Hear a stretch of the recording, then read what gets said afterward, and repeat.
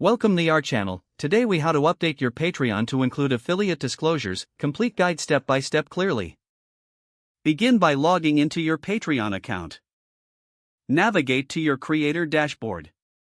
Once on the dashboard, find the edit page button on the right side. Click on edit page to access your profile settings. Scroll down to the about section of your page. In the about section, locate the area where you describe your content.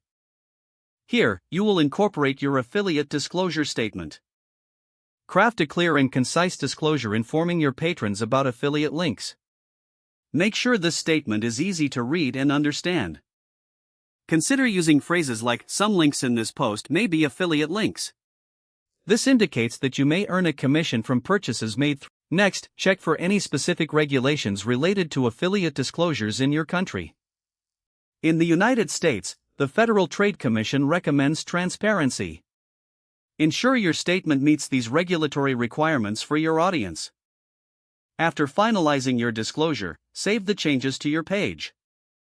It's a good idea to review your entire Patreon page.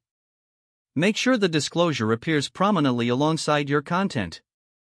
Additionally, consider adding disclosures to individual posts or updates as needed. When posting new content with affiliate links, repeat your disclosure process. Regularly remind your community about your use of affiliate links.